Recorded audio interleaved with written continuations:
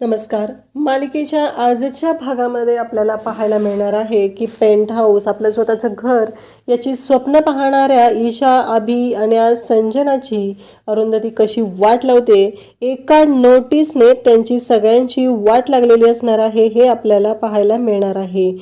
अरुंधती त्यांना एक नोटीस देते आणि सांगते की तुमची काय लायकी आहे, तुम्ही नक्की काय करताय. आणि कोर्टाची नोटीस दिल्यामुळं त्यांची स्वप्न तोडायला अरुंधती आता तिथे सज्ज झालेली आहे. तर त्याचबरोबर लगेचच आता संजना आणि आन्या दोघंही कांचन बाहेर आलेली असते. तर कांचनकडे येतात आणि कांचनला भेटून कांचनला इमोशनल ब्लॅकमेल करायचा विचार करत आहेत. त्यावेळेस कांचन त्यांना काय उत्तर देते हे आपल्याला पाहायला मिळणार आहे. त्यासाठी हा व्हिडिओ शेवटपर्यंत पहा. तर इकडे यश कांचनचा दागिन्यांचा डबा जो आहे तो घेऊन निघालेला असतो आणि त्याचवेळी आपल्याला पाहायला मिळतं अनघा तिथे येते आणि अनघा म्हणते की यश, ही आजी आप्पांचे कपडे आहेत, त्याच्यामध्ये आजींच्या आवडीच्या साड्या पण आहेत आणि त्याचबरोबर आप्पांचे कुर्ते पण आहेत, ही बॅग पण तिकडे घेऊन जा. कारण संजना जी आहे ना ती आता पूर्ण घर खाली करायचा विचार करत आहे. काही करून तिला हे सगळं उद्ध्वस्त करायचं आहे, तिला शांत बसायचंच नाही. हे सगळं अनघा आणि यशमध्ये चाललेलं असतं. त्याचबरोबर अनघा यशला म्हणत असते की यश, तुझ्या लक्षात येतं आहे का, आत्ता आरोहीची काळजी घेणं हे तेवढंच गरजेचं आहे. या गोष्टीत तू जास्त पडू नको. आरोहीची काळजी घेणं गरजेचं आहे. काही झालं तरी आरोहीच्या पोटातलं बाळ या सगळ्यांची काळजी घेतली पाहिजे. ते आत्ता सध्या आपल्यासाठी फर्स्ट प्रायोरिटी असलं पाहिजे. काही झालं तरी बाळाला आणि आरोहीला प्रायोरिटी देणं गरजेचं आहे. तेव्हा यश म्हणतो हो अनघा, अगं मी ते करतोयच, पण आरोहीच्या डोक्यात पण हे विचार जात नाही आहे, तिला पण ह्या सगळ्याचा त्रास होत आहे. तेव्हा अनघा म्हणू लागते हो, कारण यांनी जो गोंधळ घातलेला आहे, काही झालं तरी समृद्धी आपल्याला पडू द्यायचं नाही. आजी आप्पांना तिथे सांभाळायचं आहे, त्याचबरोबर ताई आहे ती सांभाळते सगळं, पण आपल्याला पण त्यांच्या पाठीशी खंबीरपणे उभं राहणं गरजेचं आहे.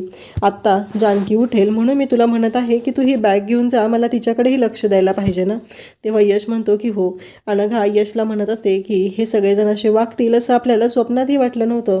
आबीच्या बाबतीत तर मला अजिबातच म्हणजे कळतच नाही आहे की तो नक्की कसा आहे, कधी चांगला वागतो कधी चुकीचा वागतो. मला ना प्रश्नच पडलेला आहे की नक्की त्याच्या डोक्यात काय चाललेलं असतं. आत्ता पण हे सगळं त्या संजनाने केलेलं आहे. इकडे सुलेखाताई कांचन आणि आप्पा यांना भेटायला घरी आलेले असतात, कारण सुलेखाताई आता वकीलपत्र घेणार असतात आणि त्या लढणार असतात. त्यावेळेस सुलेखाताई म्हणतात की आप्पा, मी तुमची मनस्थिती समजू शकते. आपल्याच पोटच्या मुलाने आपल्या बाबतीत हे जर असं केलं असेल तर त्याचा त्रास काय होऊ शकतो हे मी समजू शकते, कारण मी अशा बऱ्याच केसेस बघितलेल्या आहेत.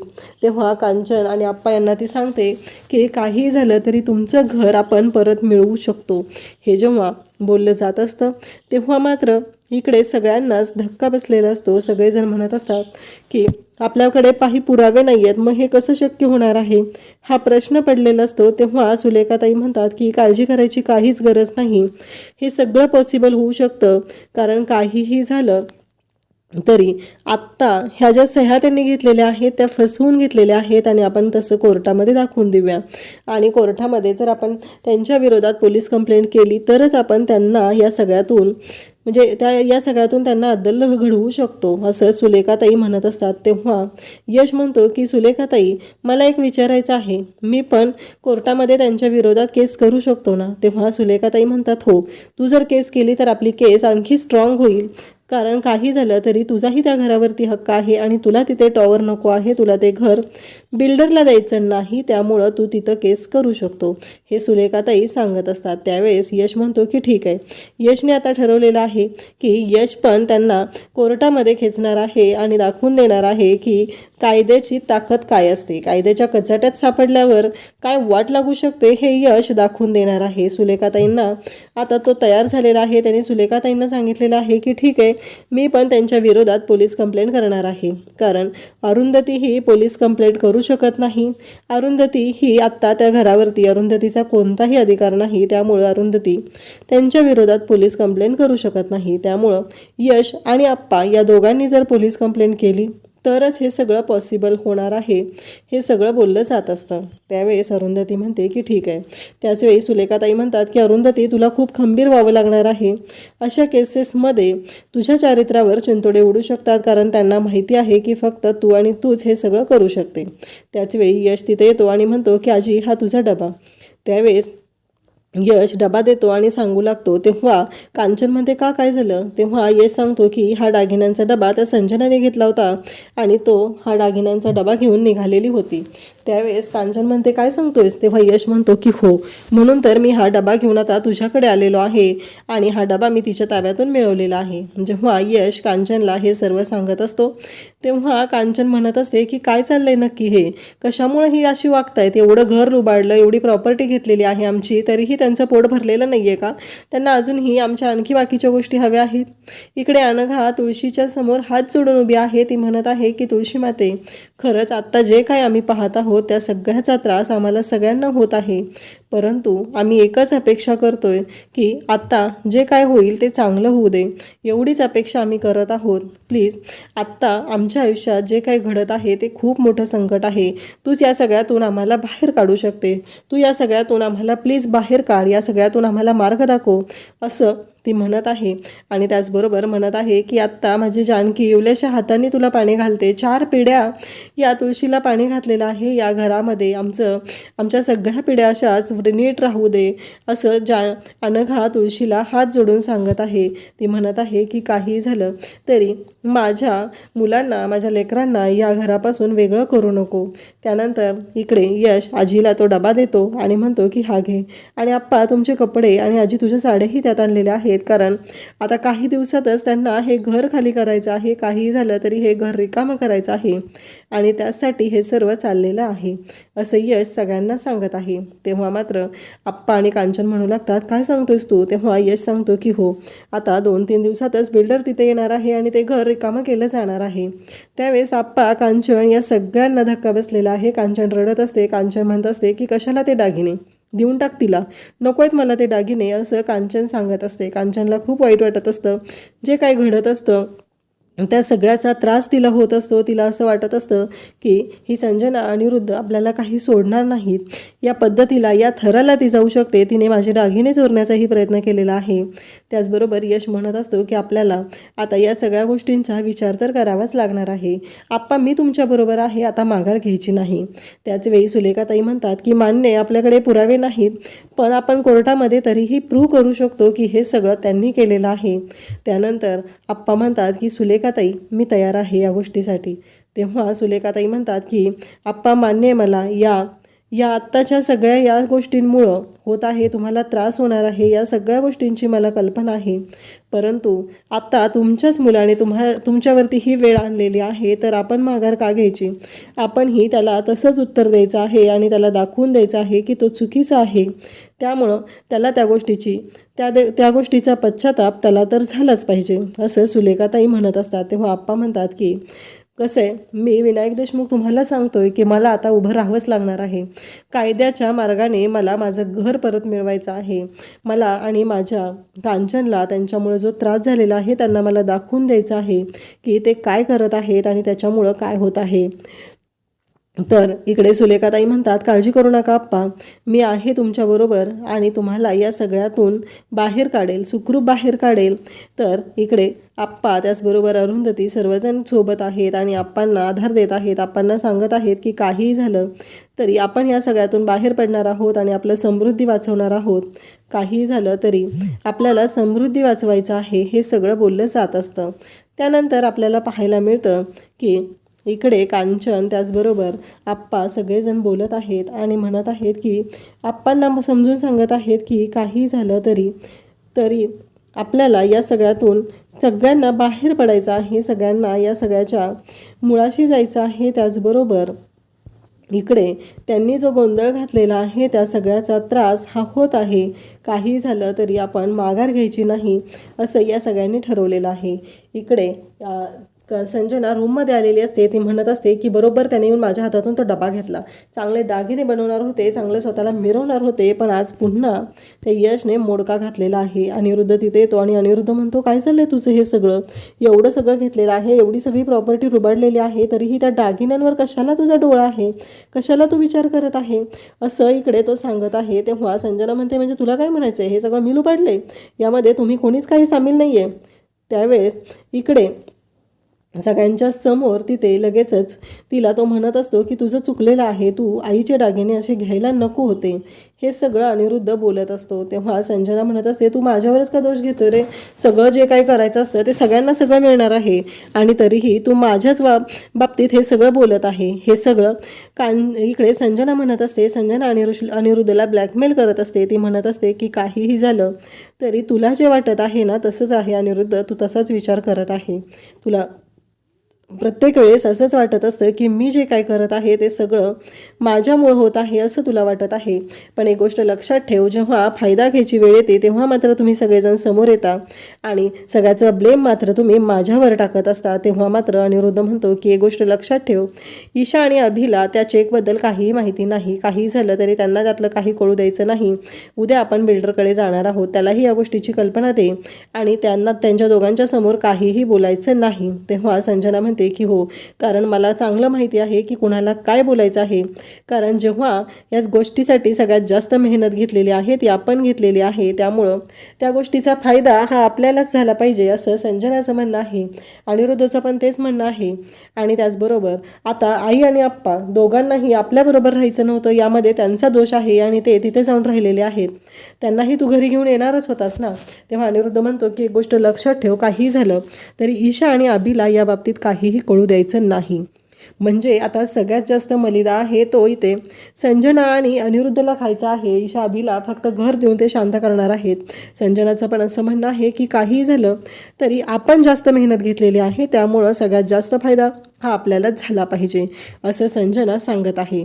त्यानंतर आपल्याला पाहायला मिळतं इकडे नितीन आणि सुलेखाताई बोलत असतात. सुलेखाताईंना नितीन म्हणत असतो की तुला काय वाटतंय मावशी, ही केस सोडवू शकतो आपण ना मिळवून देऊ शकतो घर. तेव्हा सुलेखाताई म्हणतात की एक गोष्ट लक्षात ठेवा, आपण प्रयत्न करू शकतो.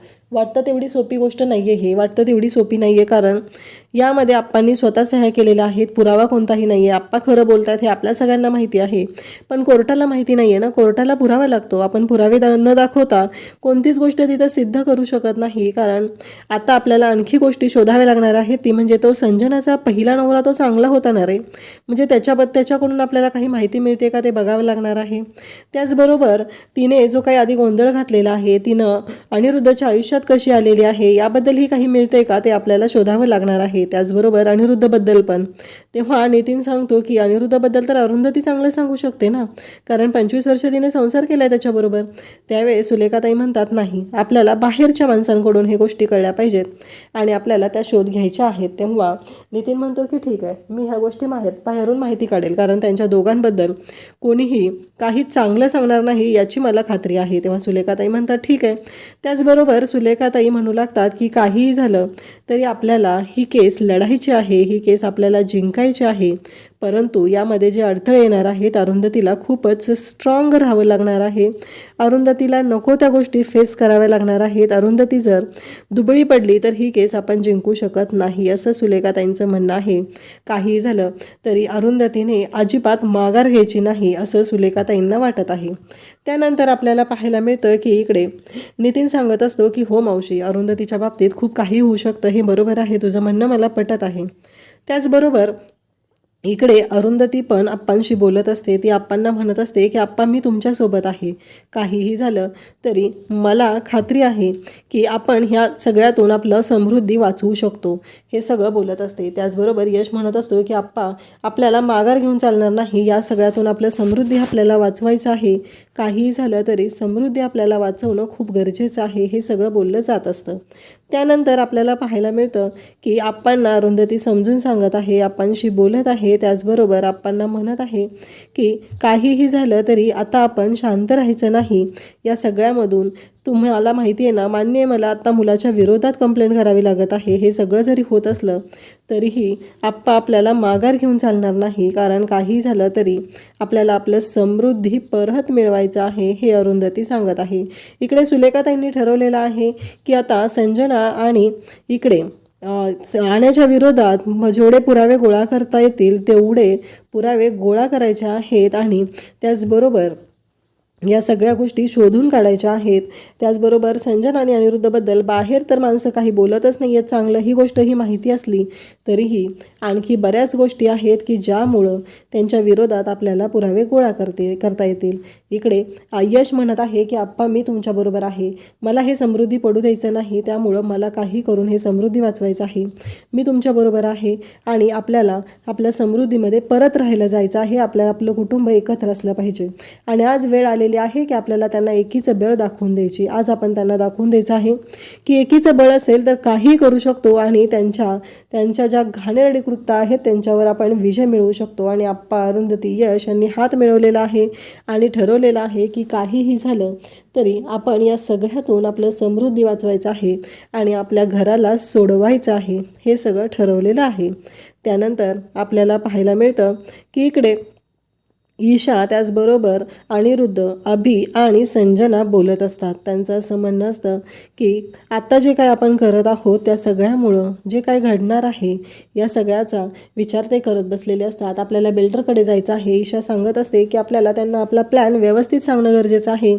जर आपण आपला प्लॅन व्यवस्थित सांगू शकलो नाही तर खूप मोठा प्रॉब्लेम होऊ शकतो आणि ते मग गोंधळ घालत असतात. त्याने जर 100 स्क्वेअर फीट कमी केलं असेल तर ते चालणार नाही. त्याला सांगून ठेवा बाबा की आम्हाला असं नको आहे, हे सगळं ते बोलत असतात. आणि त्याचबरोबर तेवढ्यात अरुंधती तिथे येते आणि म्हणते की आता तुमच्या सगळ्यांच्या स्वप्नांचा चुराडा करायला मी इथं आलेली आहे, असं अरुंधती सांगत असते. अरुंधतीचं असं म्हणणं असतं की तुमच्या सगळ्यांची स्वप्न आता राख रांगोळी करणार आहे मी, कारण आजपर्यंत मी तर तो विचार कधीच केलेला नव्हता.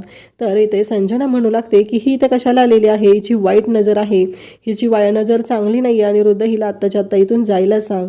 तेव्हा सगळ्यांच्या समोरच तिथे अरुंधती म्हणते की वाईट नजर तर तुझी आहे ग, तुझी नजर माझ्या संसाराला, माझ्या घराला लागल्यापासून आमच्या घराचं वाईट झालेलं आहे आणि या सगळ्याला तू जबाबदार आहे. तेव्हा अनिरुद्ध म्हणतो की अरुंधती तू इथं का आलेली आहे, तुझा या घराशी काहीही संबंध नाही, तू इथे का आलेली आहे. त्याचवेळी अरुंधती म्हणते की दाखवून देईल मी तुम्हाला का आलेली आहे ते. आणि अरुंधती तशीच तिथे खंबीरपणे उभी आहे आणि त्यांना उत्तरं देत आहे. त्यावेळेस त्यांची मात्र वाट लागलेली आहे. अभि, ईशा सर्वजण धावून जातात, तुला आमचं चांगलं चाललेलं बघवतच नाही असं बोलत असतात. त्याच वेळी इकडे आपल्याला पाहायला मिळतं की सगळ्यांना अगदी ठणकावून अरुंधती सांगत आहे की तुमची स्वप्न जी आहेत ना, तुम्ही जी स्वप्न रंगवत बसलेला आहात ना, त्या स्वप्नांचा चुराडा करायला मी इथं आलेली आहे. आणि त्याचवेळी त्यांना त्यांची वाट लागलेली आपल्याला पाहायला मिळते. अरुंधती त्यांना दाखवून देत आहे की त्यांचं काय चुकलेलं आहे आणि त्याची शिक्षा त्यांना काय भोगावी लागणार आहे. तर इकडे अरुंधती त्यांना म्हणते की ही कोर्टाची नोटीस आहे आणि ही कोर्टाची नोटीस देण्यासाठी मी इथं आलेली आहे आणि ही कोर्टाची नोटीस, असं म्हणत अरुंधती कोर्टाची नोटीस देते आणि म्हणते की उद्या कोर्टात भेटूया, कारण काहीही झालं तरी तुम्ही हे घर पाडू शकत नाही आणि या घरावरती तुमचा अधिकार नाही. आप्पांनी जरी स्वतःहून सह्या केलेल्या असल्या तरीही हे घर आप्पांचं आहे आणि आप्पा कोणत्याही क्षणी या घरावरती स्टे आणू शकतात. ही गोष्ट अरुंधतीने आता दाखवून दिलेली आहे. आणि इकडे आता अनिरुद्ध आणि संजनाने पुढचा प्लॅन केलेला आहे. त्यांनी कांचनची भेट घेतलेली आहे आणि कांचनला संजना हात जोडून सांगत आहे की आई प्लीज, अनिरुद्धला खूप टेन्शन आहे, त्याला अटॅक येऊन गेलेला आहे, तुम्हाला काही करून अनिरुद्धला वाचवावं लागणार आहे. आणि आता कांचन त्यांना पहिल्यांदा झिडकारते, पण परत कांचन म्हणते की अनिरुद्ध मी तुला काही होऊ देणार नाही आहे, अनिरुद्ध तुला काही होणार नाही असं कांचन बोलत आहे. आणि आता कांचन ही अनिरुद्धची बाजू घेत आहे आणि संजना मात्र इकडे हसत आहे. म्हणजे तिने जो केलेला प्लॅन आहे तो वर्क झालेला आहे असं तिला वाटत आहे. इकडे अनिरुद्ध अरुंधतीला धमकी देत आहे की तुझ्यावरती शिंतोडे उडतील, तुझ्याबद्दल समाजात वाईट बोललं जाईल. तेव्हा अरुंधती म्हणते माझ्या माणसांना माहिती आहे ना मी कशी आहे, त्यामुळं समाजाला काही जरी समजलं तरी मला त्याने काही फरक पडत नाही. थँक्यू.